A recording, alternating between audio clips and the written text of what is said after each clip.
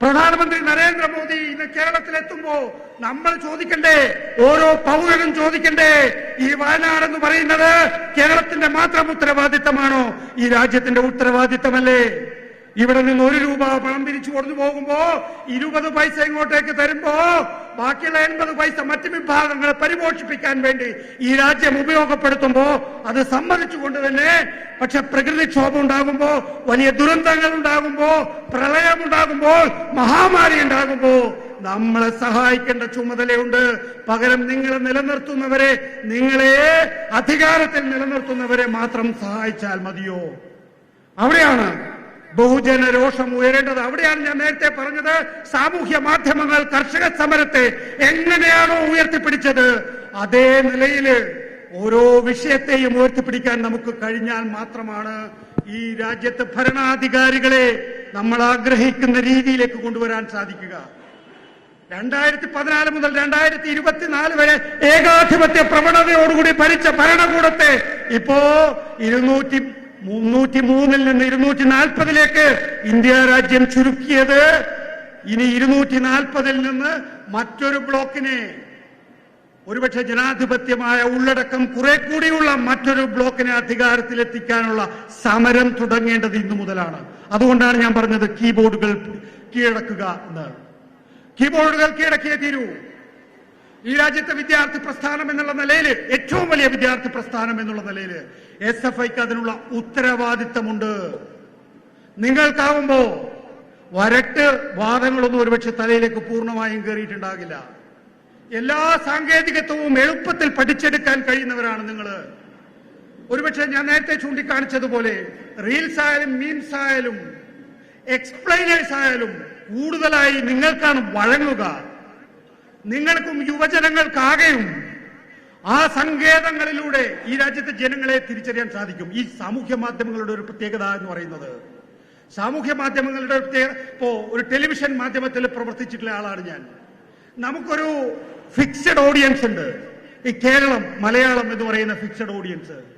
സാമൂഹ്യ മാധ്യമങ്ങൾക്ക് അതില്ല.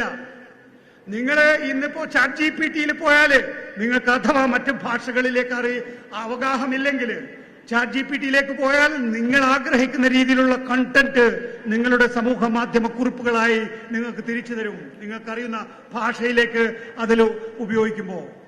അപ്പോ വലിയ നിലയിൽ ഒരു ലോകം തന്നെ നിങ്ങളുടെ മുന്നിലേക്ക് തുറന്നു വെച്ചിട്ടുണ്ട്. ആ തുറന്നു വച്ചത് യഥാർത്ഥത്തില് ഉപയോഗിക്കേണ്ടത് ഈ നിലയിലുള്ള പ്രവർത്തനങ്ങൾക്ക് വേണ്ടിയിട്ടാണ് എന്നുള്ളതാണ്. ഏറ്റവും മികച്ച മനുഷ്യ വിഭവശേഷിയാണ്, ഞാൻ പറഞ്ഞ് അവസാനിപ്പിക്കുകയാണ്, ഏറ്റവും മികച്ച മനുഷ്യ വിഭവശേഷിയാണ് ഇന്ത്യൻ വിദ്യാർത്ഥികൾ. 2014 അമേരിക്കയില് ബറാക് ഒബാമ അധികാരത്തിൽ വന്നപ്പോൾ ഉണ്ടല്ലോ, ബറാക് ഒബാമ പറഞ്ഞ കാര്യമുണ്ട്. ഇന്ത്യയിലെ വിദ്യാഭ്യാസ നിലവാരം നോക്കൂ എന്നാണ്, ഇന്ത്യയിലെ ക്യാമ്പസുകളെ നോക്കൂ എന്നാണ്. അതായത് ലോകത്തെ 1ാം നിര രാജ്യങ്ങൾ ആകെ ആശ്രയിക്കുന്നത് ഇന്ത്യൻ ബുദ്ധിയാണ്. നോക്കൂ, ഇന്ത്യൻ വംശജരായിട്ടുള്ള മറ്റ് രാജ്യങ്ങളിൽ പഠിച്ച വിദ്യാർത്ഥികളുടെ കാര്യമല്ല ഈ പറയുന്നത് കേട്ടോ. ഇന്ത്യയിൽ നിന്ന് പഠിച്ച് അമേരിക്കയിലോ അല്ലെങ്കിൽ 1ാം ലോകരാജ്യങ്ങളിലോ എത്തിയിട്ടുള്ള വിദ്യാർത്ഥികളാണ് യഥാർത്ഥത്തിൽ എല്ലാ വെല്ലുവിളികളെയും നേരിടാൻ തയ്യാറായെടുത്തിട്ടുള്ളവർ.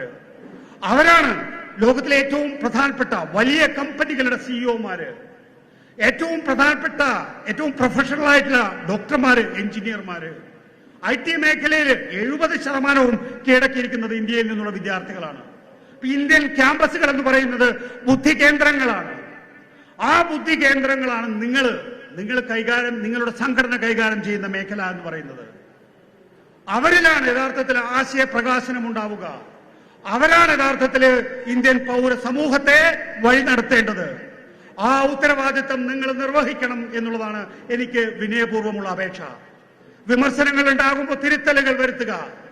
ശക്തമായ സംഘടനാ ബോധത്തോടുകൂടിയുള്ള അച്ചടക്കത്തോടുകൂടിയുള്ള പ്രവർത്തനത്തിലൂടെ ഈ രാജ്യത്തിന് ആകെ രാഷ്ട്രീയ വിദ്യാഭ്യാസം സമ്മാനിക്കാൻ യഥാർത്ഥത്തിൽ ഇന്ത്യയിലെ ഏറ്റവും വലിയ വിദ്യാർത്ഥി സംഘടനയായ SFI വിചാരിച്ചാൽ സാധിക്കും. അതിലേക്ക് സമൂഹത്തെ എത്തിക്കേണ്ട ചരിത്രപരമായിട്ടുള്ള ഉത്തരവാദിത്തം നിങ്ങളിലാണ് പ്രിയപ്പെട്ടവരെ. സ്വാതന്ത്ര്യം എന്താണ്, ജനാധിപത്യം എന്താണ്, സോഷ്യലിസം എന്താണ് എന്ന് രാജ്യത്തെ പഠിപ്പിക്കാൻ വേണ്ടി ഒരിക്കൽ കൂടി ആവർത്തിക്കുന്നു, കീബോർഡുകൾ കീഴടക്കുക. എല്ലാ പ്രതിനിധികൾക്കും SFIക്ക് ആകെയും എന്റെ അഭിവാദ്യങ്ങൾ. ജില്ലാ സമ്മേളനത്തിന് വിജയഭാവുകങ്ങൾ. ഒപ്പം തന്നെ ജില്ലാ സമ്മേളനം സന്തോഷപൂർവ്വം അഭിമാനപൂർവ്വം ഉദ്ഘാടനം ചെയ്തതായി അറിയിക്കുന്നു. നമസ്കാരം.